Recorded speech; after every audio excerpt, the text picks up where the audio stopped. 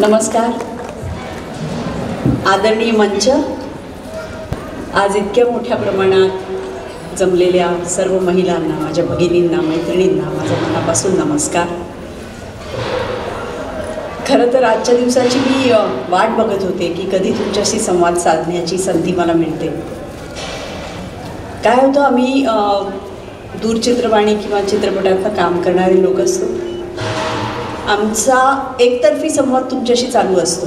जसं आत्ता आपण स्क्रीनवर बघितलं की मला जे सांगायचं आहे ते मी माझ्या भूमिकांमधनं तुम्हाला सांगते, पण माझी मनोभूमिका काय आहे ते सांगण्यासाठी अशा सभांची फार आवश्यकता असते. कारण प्रत्येक वेळेला आम्ही जी भूमिका करतो तेच आम्ही असतो असं नाही. मला बाहेर माझा जिजाबाई साहेबांच्या वेशातला फोटो बघून धडकी भरली. म्हटलं आता सगळ्यांना वाटणार मी बहुतेक त्याच वेशात अशीच येणार, तलवार हातात घेऊन. पण ती काही मी नाही. त्या आईची जागा कोणीच घेऊ शकत नाही. ती आई एवढी मोठी होती की तेवढं मोठं होण्यासाठी आपल्याला अनेक जन्म खर्च करावे.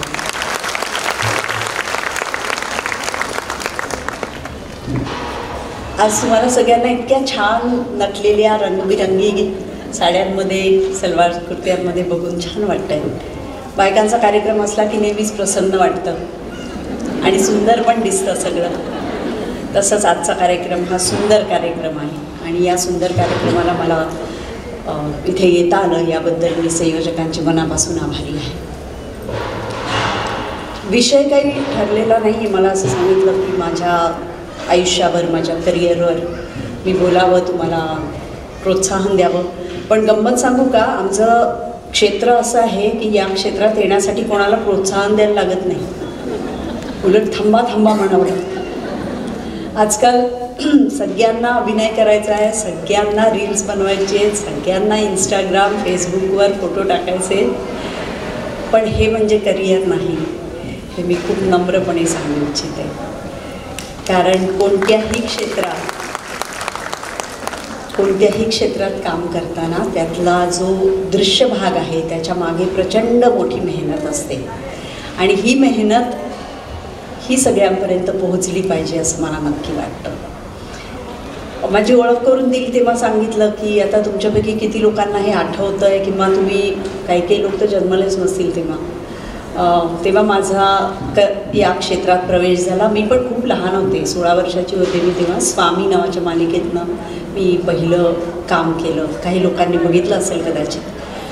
त्याच्यामध्ये रमाबाई पेशव्यांची भूमिका होती माझी आणि 16 वर्ष काही ठरलं नव्हतं काय करायचं. 10वीची परीक्षा दिली होती. शाळेमध्ये फोक डान्स आणि नाटकामध्ये काम करायची, वक्तृत्व स्पर्धेत वगैरे भाग घ्यायची. पण अभिनय क्षेत्रात जायचं आहे वगैरे असं काही म्हणणं नव्हतं. माझे आजोबा गोनी दांडेकर हे खूप मोठे लेखक. माझी आई डॉक्टर वीणा देवास, त्यांनी नेहरू स्टेडियमला आपल्याच दुसऱ्या संवर्धिनी महिला समितीचा कार्यक्रमाचं त्यांनी उद्घाटन केलं. तर ती पण लेखिका, प्राध्यापिका. माझे वडील SP कॉलेजचे प्रिन्सिपल. तर अशा पडाखू घरामध्ये मी जन्मले आणि तेव्हा असं काही माझं ठरलं नव्हतं मला काय करायचं आहे. त्या वयामध्ये, त्या काळात असं काही ठरलेलं नसायचं. आता म्हणजे साधारणतः 3 ते 4 वर्षाच्या मुली सांगतात मला ॲक्ट्रेस व्हायचं आहे. भीती वाटते एकदम की आपल्याला काही व्हायचं असेल तरी त्या क्षेत्राने आपल्याला स्वीकारायला पाहिजे ना.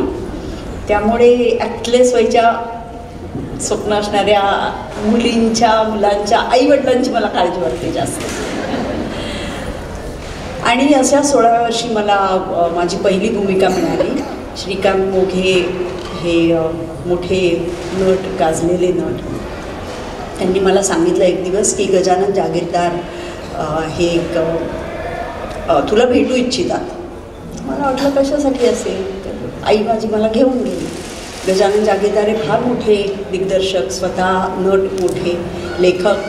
मी त्यांचं आत्मचरित्र वाचलं होतं आणि मी गेले. माझ्या आजोबांपेक्षा मोठं वय होतं त्यांचं आणि मला त्यांनी विचारलं तू स्वामी कादंबरी वाचली आहेस का.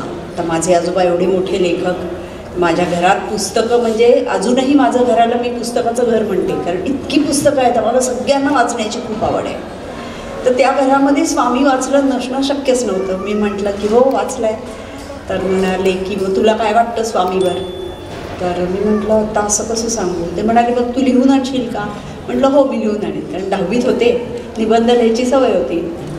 मग मी दुसऱ्या दिवशी एक निबंध लिहून दिला आणि त्यांनी वाचला आणि मला 101 रुपये काढून दिले आणि मला म्हणाले की स्वामीची तू नायिका. मला काय कळलंच नाही की अरे बापरे हे काय घडलं. आणि मग चित्रीकरण करायचं ठरलं. आता स्वामी मालिका म्हणजे पेशव्यांच्या जीवनावरची, माधवराव पेशव्यांच्या पत्नीची भूमिका. ही 15-16 वर्षाच्या मुलीचीच भूमिका होती. पण तो तेव्हाचा सगळा काळ, नऊवारी साड्या, खोपे आणि दागिने, आणि तेव्हा आजच्यासारख्या नऊवारी साड्या नव्हत्या बरं का.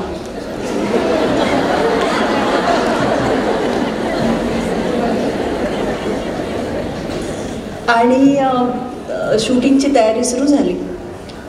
मला आठवतं माझे आजोबा गोनी दांडेकर यांचे मित्र बाबासाहेब पुरंदरे, त्यांची तुम्ही अनेकदा भाषणं ऐकली असतील, शिवशाहीर बाबासाहेब पुरंदरे, हे आमचे अगदी जवळचे स्नेही. त्यांना एवढं कौतुक वाटलं, त्यांनी मला खरी पैठणी पाठवली आणि खरे दागिने पाठवले आणि म्हणाले की मी नातीसारखी त्यांना. मला म्हणाले की तू हे नेसायचंस. म्हटलं हो छान मस्त. तर कोणाला माहिती आहे वजन किती असतं. शूटिंगचा दिवस उजाडला, त्याच्या आधी बऱ्याच जणांबरोबर माझं फोटोशूट झालं होतं आणि माधवराव पेशवे ही भूमिका कोण करणार हे निश्चित झालं होतं. तर मी 15-16 वर्षाची आणि माधवराव पेशवे साधारण 22-23 वर्षाचे, असे अनेक जणांबरोबर फोटोशूट झालं. त्यातनं एक माणूस पक्का होणार होता. आणि खुद्द शूटिंगचा दिवस जेव्हा उजाडला तेव्हा मला असं कळलं की तेव्हाचे अतिशय प्रथित यश असे अभिनेते रवींद्र मंकणी हे माधवरावांची भूमिका करतायत. मला एकदम धस्स झालं. म्हटलं मी एवढी लहान आणि मी सोडून सगळे प्रथित यश, अनेक चित्रपट नाटकं केलेले, बाळ कर्वे होते, सुधीर दळवी होते, स्मिता तळवलकर, चारुशीला बच्चाने आणि दया डोंगरे, हे सगळे इतके सिनियर होते. मला वाटलं बापरे, आता तो जो कोणी 20-22 वर्षाचा मुलगा येणार होता तो पण नाही. रवींद्र मंकणी पण मला खूप सिनियर. आता माझं कसं होणार. पण आईबाबांनी धीर दिला, म्हणाले काही नाही, ते दिग्दर्शक तुला सांभाळून घेतील. आम्ही पप्पा म्हणायचो त्यांना. आणि अशी मी घाबरत पहिल्या दिवशी सेटवर गेले. मेकअप वगैरे फारसा नव्हताच, ती चंद्रकोर काढली आणि खोपा घातला खूप घट्ट. तेव्हा केस लांब होते. आता एका डॉक्टरची भूमिका करते त्यामुळे ते कापलेले. तर तो खोपा घातला, ते डोकं दुखायला लागलं एकदम. आणि मग माझ्या वजना एवढी जड नऊवारी साडी नेसवली, दागिने घातले आणि बसले मी सकाळी. आणि 1 तास झाला, 2 तास झाला, 3 तास झाले, काही स्क्रिप्ट येईना माझ्याकडे, काही मला सीन काय सांगेना, तर काहीच घडेना. आणि मला वाटलं की काय चाललं आहे, काय शूटिंग तिकडे चालू होतं असं कळलं मला. विश्राम बागवड्यात चाललं होतं सगळं. आणि संध्याकाळी 7-7:30 झाल्यावर मला सांगितलं आज काही नाही आहे, तुम्ही जा आता परत. मला एवढं रडायला येत होतं. नऊवारी साडी नेसल्यावर 5-6, 7-8 तास बसल्यावर काय होतं ते आपल्या सगळ्यांना माहिती आहे. त्यातून तो खोपा, ते दागिने, मग असं कशाला घालून बसवलं. मी बरी होते की नॉर्मल कपडे आहेत असं सारखं मनात येत होतं. घरी गेले, आईला म्हटलं की मला काय कळलं नाही, आज काही शूटिंग झालं नाही, बहुतेक मला पण काढून टाकलं आहे. ते नाही का इतके माधुराव होते, त्यांच्यापैकी कोणीच नाही, डायरेक्ट रवींद्र मंकणी आले, आता मला पण घेत नाही बहुतेक. आई म्हणाली की पेशन्स असं ते सांगतील आपल्याला असं काही असेल तर. दुसरा दिवस परत सकाळी आमची स्वारी विश्राम बागवड्यात, परत एकदा नऊवारी, परत एकदा खोपा, परत एकदा दागिने. आता मात्र कालच्यापेक्षा हृदय खूप धडधडत होतं. कळत नव्हतं की काय घडणार आहे नेमकं. आज पण लंचची वेळ आली, जेवणं झाली, 3 वाजले, 4 वाजले. आता मला रडायला यायला लागलं. म्हटलं आता काही आपलं खरं नाही. संध्याकाळी 7 वाजले. म्हटलं आता तर 7:30ला सांगणार, आज काही तुमचं नाही, आता तुम्ही घरी जा. पण तसं नाही झालं. 7च्या सुमाराला तो असिस्टंट मला बोलवायला आला आणि पप्पांनी बोलवलं असं म्हटलं काहीतरी घडतं आहे आयुष्यात. आणि मी गेले तर एक असा कॅमेरा लावला होता आणि त्याच्या मागे असिस्टंट्स होते, लाईटिंग करणारी माणसं होती आणि एक समोर चिकाचा पडदा होता. चिकाचा म्हणजे झिरझिरीत पडदा होता. मला सांगितलं त्या पडद्याच्या मागे बस. मी बसले. मग माझ्या शेजारी दया डोंगरे येऊन बसल्या. त्या विधवा गोपिकाबाईंचं काम करत होत्या आणि त्यांचा चेहरा एवढा करारी होता, पण माझी काही ओळख नव्हती, काही नव्हती. मला म्हटलं आता काय होतं आहे कुणाला माहिती. एका साईडला चारुशीला पटवर्धन येऊन बसल्या, त्या आनंदीबाई पेशवे होत्या. तुम्हाला आठवत असतील काही सिनियर बायकांना, त्या बातम्यासुद्धा अशा द्यायच्या.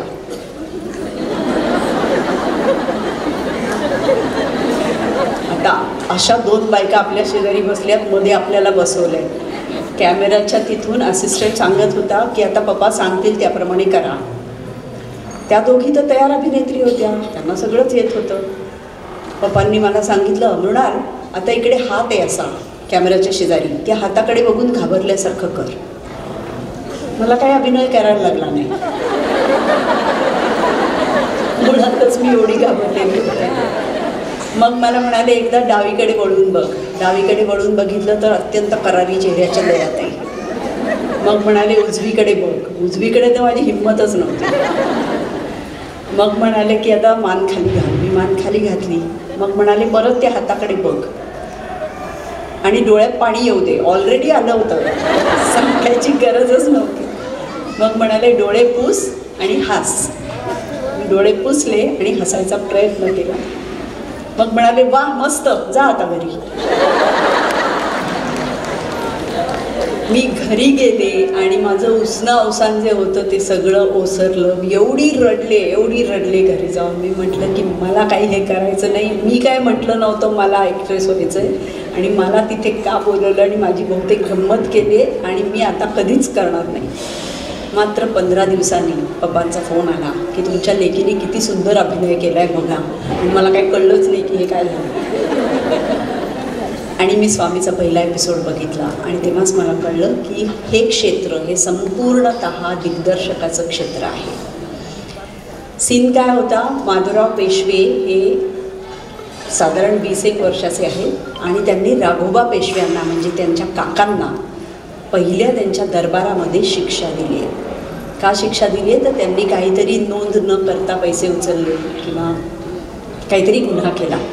आता इतका लहान पुतण्या आपल्या काकाला शिक्षा देतो दरबारात सगळ्यांच्या समोर, हे बघून ती मुलगी घाबरणारच. तिला त्यांच्याकडे बघून भीती वाटणार, तिला सासूबाईंची भीती वाटणार की आता सासूबाईंना काय वाटेल, तिच्या डोळ्यात पाणी येणार. आणि शेवटी सगळ्या दरबारातल्या लोकांनी हे चांगलं केलं असं म्हटल्यानंतर तिला हसूसुद्धा येणार. तर आता सीन काय होता हे मला माहीतच नव्हतं, पण मला करायचं आहे काय हे पप्पांना माहिती होतं. तेव्हाच पहिल्या म्हणजे पदार्पणातच मला लक्षात आलं 3 गोष्टी. एक म्हणजे शूटिंगच्या वेळेला तुम्हाला कितीही वाट बघायला लागू शकते, त्यामुळे ज्याला अभिनेता किंवा अभिनेत्री व्हायचं आहे त्यांना पेशन्स हा पहिला धडा आहे. तुमचं कधी येईल, कधी होईल, मला कुठे जायचं आहे, माझ्या घरी हळदी कुंकू आहे, तुमचं काम जेव्हा येणार तेव्हाच येणार आणि ते तेव्हाच होणार.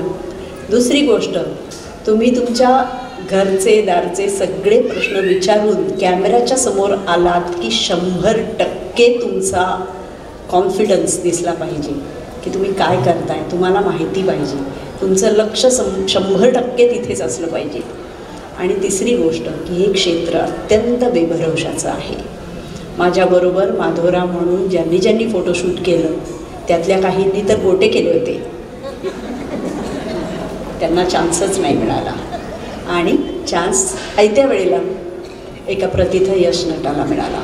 त्याने अतिशय उत्कृष्ट काम केलं, पण अनेक गोटे पुण्यामध्ये फिरत होते तेव्हा. तर असं हे अत्यंत बेभरवशाचं क्षेत्र, याची ओळख पदार्पणातच झाली. हे माझ्यासाठी फार छान झालं. यामुळे मला फायदा काय झाला तर मी आता जेव्हा असं घडत नाही कधी, पण मी वयाच्या 35शीत दिग्दर्शनाला जेव्हा सुरुवात केली तेव्हा माझ्या लक्षात आलं की ह्याचा मला फायदा झाला आहे. माझी दृष्टी नेहमी कॅमेऱ्याच्या मागे असायची. आपण कसे दिसतो, आपण काय काम करतो, किती लोक आपल्यावर फोटो काढतात, आपल्याला अवॉर्ड्स मिळतात, आपलं कौतुक होतं, यापेक्षा ही कला काय आहे याच्याकडे लक्षपूर्वक बघण्याची संधी आणि बघण्याचं एक इन्स्ट्रक्शन म्हणूया मला माझ्या पहिल्या दिग्दर्शकाने दिली आणि त्यामुळे मी त्यांची आयुष्यभर ऋणी आहे.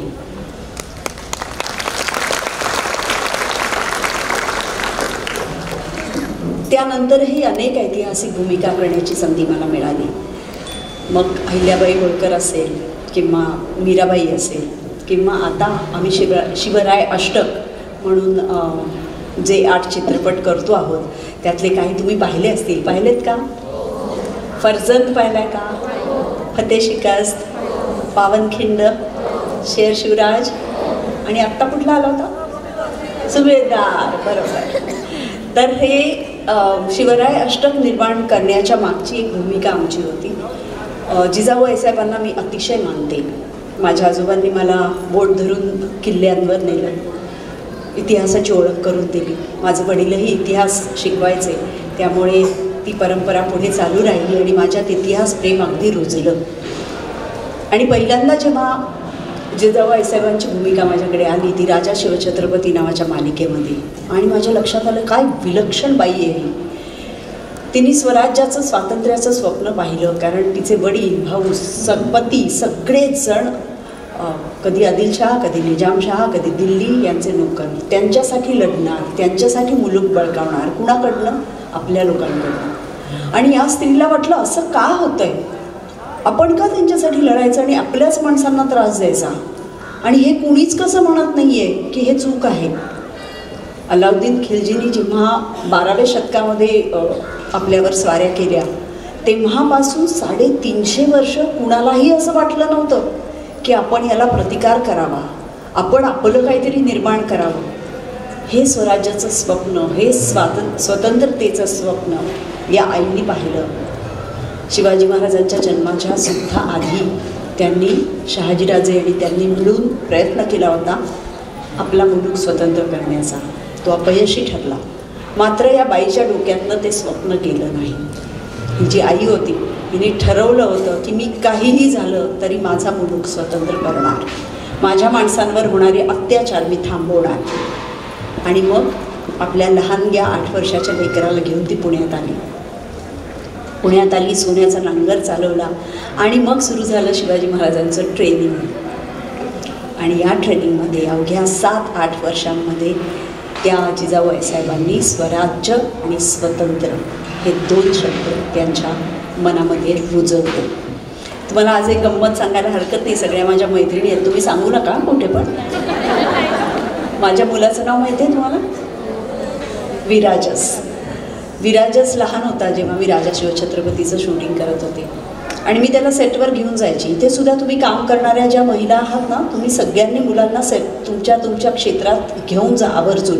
आपली आई काम करते म्हणजे काय करते हे जर मुलांना कळलं ना तर ते तुम्हाला नक्की रिस्पेक्ट करतात. कारण माझ्या क्षेत्रात तर असं होतं की त्याला असं वाटण्याची सहज शक्यता होती की आईचं काय फोटो काढतात सगळे आणि तुम्ही किती भारीयात म्हणतात, तुम्ही किती छानात म्हणतात म्हणजे झालं. पण आई सकाळी 8 वाजल्यापासून रात्री 10 वाजेपर्यंत, कधी कधी पूर्ण रात्रीचे सीन्स असतील तर रात्री शूट करायला लागतात. शूटिंग करते, दिवस रात्र मेहनत करते, तेव्हा तिला अवॉर्ड्स मिळतात, तेव्हा तिचं कौतुक लोक करतात. हे मुलांना कळणं खूप आवश्यक आहे. मी सगळ्या आईवडिलांना नेहमी हे आवाहन करते की आपण आपल्या मुलांना घेऊन आपल्या कामाच्या ठिकाणी जायला पाहिजे. आपली आई थकून येते म्हणजे काय काम करून थकून येते आणि थकते म्हणजे काय आणि कशी थकते हे 1-2दा त्यांना कळलं ना की मग त्यांना आदर वाटतो आपल्याबद्दल. त्यांना कळतं की काम म्हणजे काय असतं. तर विराजसला असं मी सेटवर घेऊन गेलो. बालशिवाचं शूटिंग चालू होतं. मला वाटलं त्याला गंमत वाटेल. दिवसभर तो शूटिंगच्या इकडे होता, रमला होता. ती शस्त्र बघत होता, त्या बालशिवाबरोबर खेळला थोडा. आणि रात्री आम्ही हॉटेलवर आलो. मी विराजला म्हटलं कंटाळा आला का तुला? म्हटलं नाही. म्हटलं कसं वाटलं शूटिंग? छान होतं. म्हटलं काय आवडलं? तर म्हणाला सगळं आवडलं पण मी विचार करतोय. म्हटलं बरं. 8-1 वर्षाचा होता तो. पण काय विचार करतोयस? की शिवाजी महाराज झाले याच्यात काही विशेष नाही म्हटला. म्हटलं बापरे, आगाऊ झालंय कार्ट, असं बोलतंय. म्हटलं म्हणजे काय? मला म्हणाला की बघ ना, सकाळी शिवाजी महाराजांना झोपेतून उठवताना काय म्हणतात जिजाऊ आईसाहेब? जाग रे बाळा, जाग रे आणि जा स्वतंत्र कर देशाला. दूध पाजताना काय सांगतात? अशीच कहाणी की एवढे गड आहेत, तेवढे किल्ले आहेत, हे आपल्याला घ्यायचं आहे, त्याच्याशी लढायचं आहे, ह्याच्यावर अन्याय झाला आहे. जेवायला घालताना काय परत तेच, प्रत्येक घासाच्या बरोबर स्वातंत्र्य, स्वराज्य. रात्री झोपवताना परत त्याच गोष्टी. हिरण्यकश्यपूने कसं काय पोट फोडलं त्या राक्षसाचं, हिरण्यकश्यपूचं पोट कसं फोडलं. असं जर आई दिवस रात्र दोनच शब्द बोलत असेल, स्वराज्य आणि स्वातंत्र्य, तर शिवाजी महाराज दुसरं करणार काय म्हटला.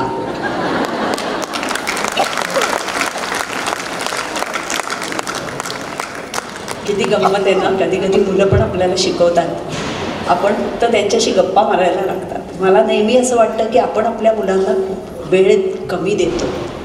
जेवढं त्यांच्याशी बोलू ना तेवढं त्यांच्या मनात काय चाललंय आपल्याला कळतं. आणि मग त्यांना आपण नेहमी सांगत असतो की तू हे वाचलं पाहिजे, पुस्तकं वाच, खेळायला जा, हे खाल्लं पाहिजे, ते प्यायलं पाहिजे. पण मुलांच्या मनात आपल्याबद्दल काय म्हणणं आहे हे आपण ऐकून घ्यायला खूप कमी पडतो. त्यामुळे मग नंतर आपला संवाद कमी होतो. आणि मग असं एक एक भूमिका करता करता आमच्या मनात आलं की आजची जी लहान मुलांची पिढी आहे त्या पिढीला शिवाजी महाराजांचा इतिहास हा नीट सांगितला नसावा. तुमच्यापैकी अनेक जणी आया आहेत, त्यांची मुलं शाळेत असतील. महाराष्ट्रामध्ये फक्त 4थीच्या मुलांना शिवाजी महाराजांचा इतिहास सांगितला जातो आणि 4थीमध्ये काही कळत नसतं मुलांना. खरं तर शिवाजी महाराजांचं धोरण, त्यांची राजनीती, त्यांचे लढे, त्यांनी स्वतंत्र आणि स्वराज्य आणलं म्हणजे काय केलं, 350 वर्षानंतर महाराष्ट्रामध्ये आपलं राज्य निर्माण झालं म्हणजे काय, आपण त्यांच्याबद्दल का कृतज्ञ असलं पाहिजे, हे सगळं थोड्या जाणत्या वयात मुलांना सांगणं अत्यावश्यक आहे. मुलांना किल्ल्यावर घेऊन जाणं अत्यावश्यक आहे. एका किल्ल्यावर घेऊन जा आणि तुम्हाला पण असं वाटेल की कसं ते राजाने केलं असेल. 350 किल्ले, एक एक दगड. काय होतं महाराष्ट्रात? काहीही नव्हतं. त्या महाराष्ट्रामध्ये 350 किल्ले निर्माण केले, स्वराज्य एवढं मोठं वाढवलं, गोव्यापर्यंत, इकडे सुरतेपर्यंत, बंगलोरपर्यंत. हे कसं केलं त्या माणसाने 30-35 वर्षात? हे मुलांना जाणत्या वयात समजणं अत्यावश्यक आहे. पण दुर्दैवाने तसं होत नाही. आणि मग आम्ही दिग्पाल लांजेकर, अजय बोरकर, चिन्मय मांडलेकर आणि आम्ही चौघांनी ठरवलं की आपण काहीतरी करायचं याच्यासाठी. काय करायचं? तर मुलांना आता सगळ्यात जास्त अपील होणारं कोणतं माध्यम आहे? तर चित्रपट माध्यम आहे. तर आपण या विषयावर चित्रपट काढूया. निदान त्यांच्या आयुष्यातले महत्त्वाचे प्रसंग आपण चित्रपटाद्वारे लोकांपर्यंत आणूया. आणि त्यातून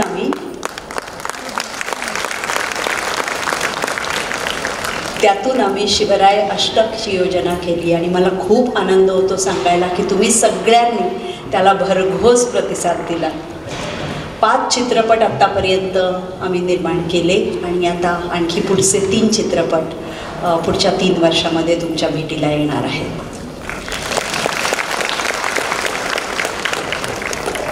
असे अनेक चित्रपट, त्यातली भूमिका माझ्या वाट्याला आल्या. त्यातला एक खूप महत्त्वाचा चित्रपट म्हणजे येलो हा चित्रपट एका स्पेशल मुलीच्या आणि तिच्या आईच्या जीवनावर आधारित आहे.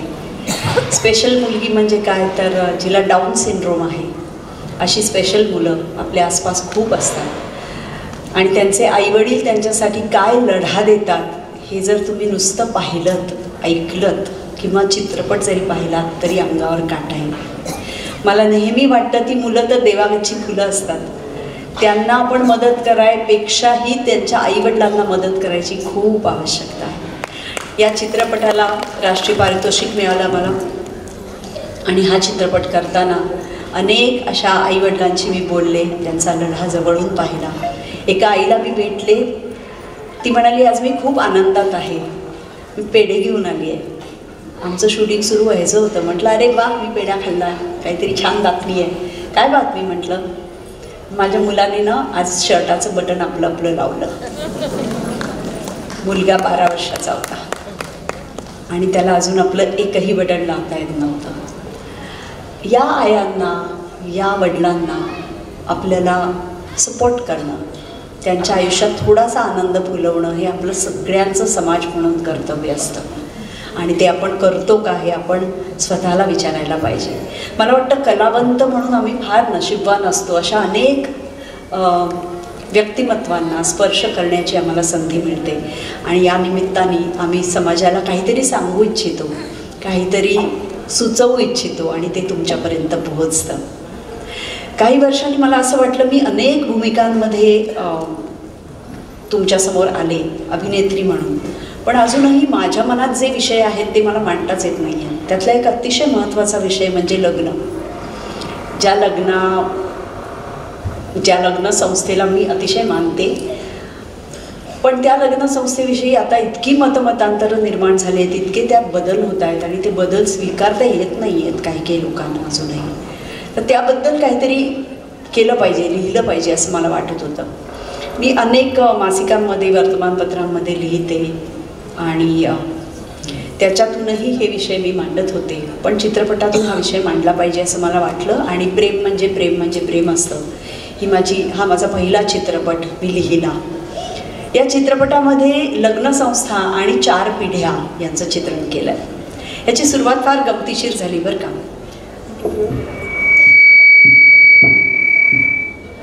तर या चित्रपटामध्ये मुख्य विषय हा होता, माझ्या वडिलांनी मला एक संस्कृत श्लोक सांगितला, गमतीचा श्लोक आहे. त्यात असं म्हटलंय, कन्या वर्यते रूपम. लग्नाच्या वेळेला मुलगी काय बघते? रूप. कसं आहे दिसायला, कसं आहे, कसलं आहे ना, हँडसम आहे, एकदम अमिताभ बच्चनच्या मुलासारखा दिसतो. कन्या वर्यते रूपम माता वित्तम. आई म्हणते हा आवाज आहे, दिसायला कसं आहे ते काय करायचं आहे, पैसे किती मिळतात ते सांगा. पिता श्रुतम. वडील म्हणतात त्याची ख्याती काय आहे. कन्या वर्यते रूपम माता वित्तम पिता श्रुतम बांधवा कुलम इच्छन्ति. नातेवाईक विचारतात कोणाचा आहे, कोण आहे, कुठनं आला आहे ते आधी सांगा. आणि शेवटची ओळ फार महत्त्वाची आहे, भोजनम मितरे जनहा.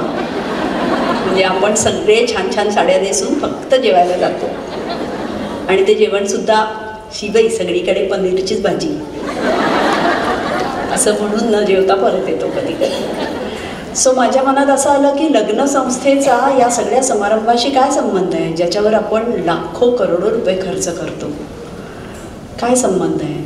तो मुलगा आणि ती मुलगी यांचं आयुष्य सुरू होतं आणि ते आयुष्य त्यांनाच जगायचं असतं. खूप छान साड्या नेसलेले आणि फेटे बांधलेले लोक काही करू शकत नाहीत. लग्न जर गडबड झालं तर दुसरं कुणी काही करू शकत नाही त्याच्यामध्ये. त्यामुळे त्यांचं लग्न उत्तम रीतीने चालू राहील यासाठी प्रयत्न करण्यापेक्षा आपण त्या लग्नातल्या देखाव्याला जास्ती महत्त्व देतो आणि हा विषय आपण कमी महत्त्वाचा मानतो.